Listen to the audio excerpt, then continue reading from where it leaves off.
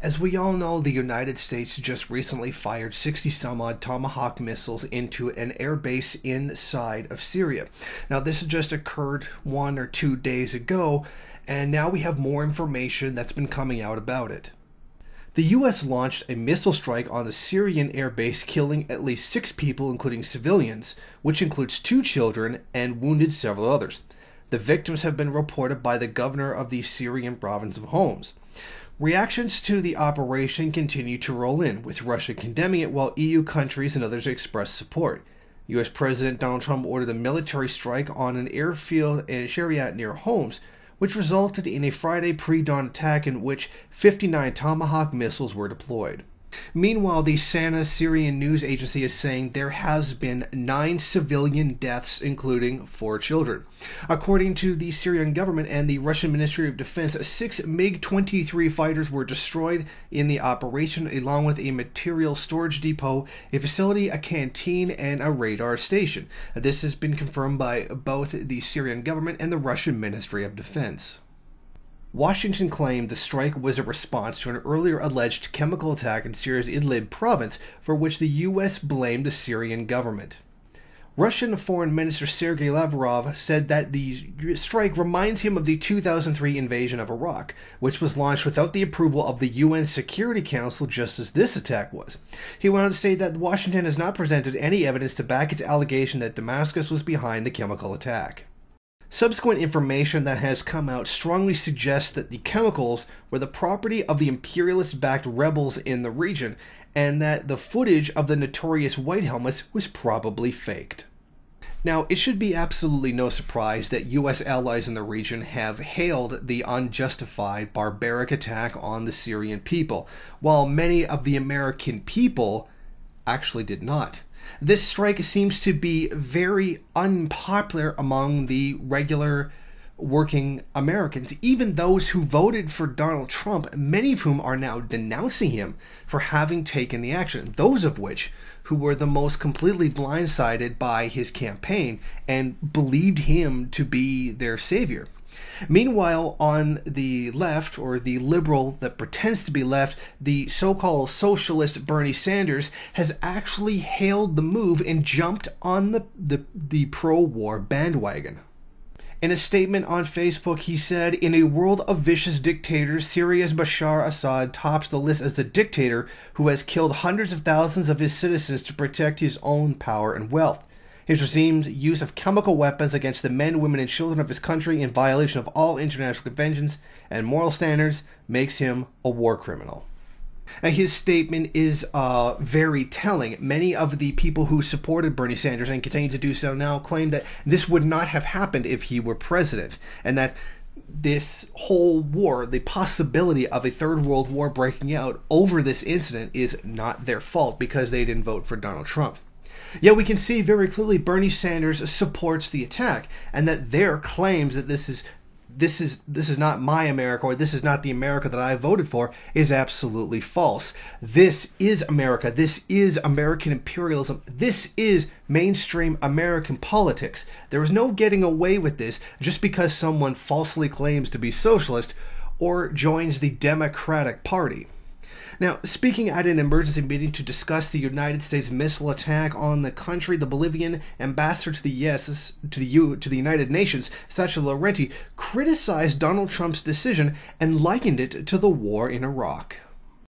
Quiero recordar lo que pasó en este mismo consejo hace algunos años, para ser preciso, el miércoles 5 de febrero del año 2003, cuando el entonces secretario de Estado de los Estados Unidos venía a esta sala a presentarnos, según sus propias palabras, pruebas contundentes de que existían armas de destrucción masiva en Irak. Y yo creo que es imprescindible que recordemos esas imágenes, que recordemos que en esta misma sala se nos dijo que habían armas de destrucción masiva en Irak y que eso motivó una invasión. Y esa invasión, después de esa invasión, se han registrado 1 millón de muertos y se ha desatado una serie de atrocidades en la región.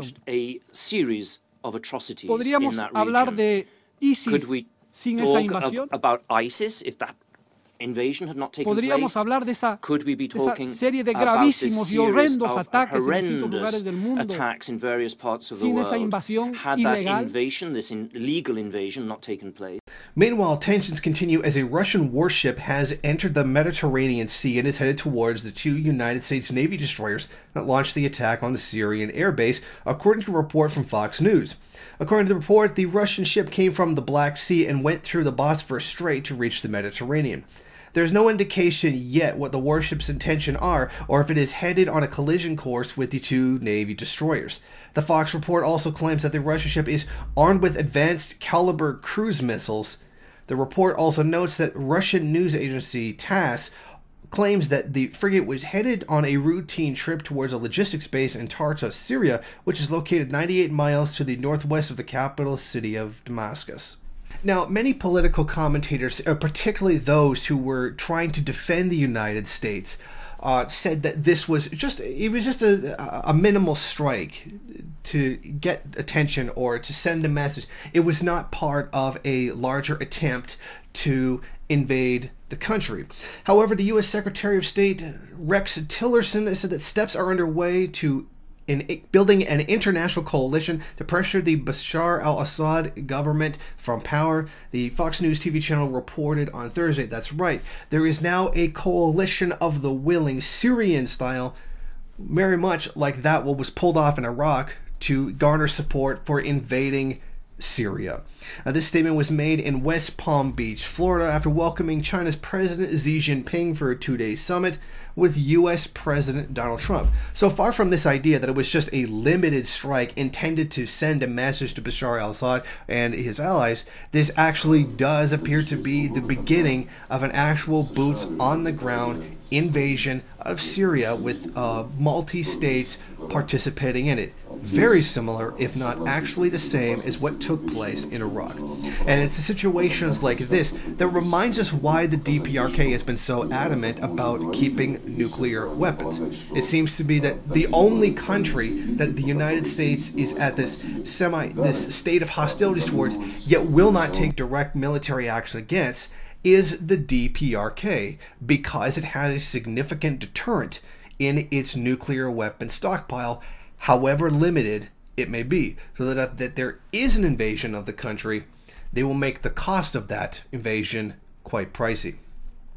Now, this whole situation does not go very well and is threatening to break out into a larger world war. The reason is that Russia has already announced its support for the country, and that if the US were to invade, it would go along and defend Syria from the United States. Now there has been a direct military strike on Syria by the United States. It is now up to Russia to back up their own words, to verify what they were saying, to carry out on their own promise to defend the Syrian people. And the question is Russia going to do it? Is there going to be an actual military effort by Russia to counter the US strike inside of the country? And if so, is this the kind of thing that's going to build into a larger conflict that could possibly explode globally into a third world war? All of this because the US-backed terrorists in Syria have not yet been able to overthrow the Syrian government, or are in the process of completely failing to do so. What we're seeing right now is a very scary situation. The next move belongs to Russia and other allies that are in league with Syria, defending its right to self-determination and its self-defense. It's up to them to see what happens next. What is the countermeasure that's going to happen to that they're going to take against the United States for this assault on the sovereignty of Syria? Right now, it appears to me that there's probably going to be some kind of application to the UN to censor or produce some kind of penalty against the United States government for carrying out this sort of attack. But it remains to be seen if such a measure would actually be useful. I would tend to think that it would not be, and that this is going to come down to a military force. If the US is going to put together a coalition of the willing, another one, to go ahead and invade Syria, it's really going to be up to Russia and China to possibly do something militarily about it. The question is, who's going to be the one that's going to take the biggest steps to risk a third world war? Thank you for watching. If you like this program, then please head over to my Patreon page and set up a monthly donation. It's your donations that keep this program running. Also, if you would like, please rate, comment, subscribe, and share in various social media.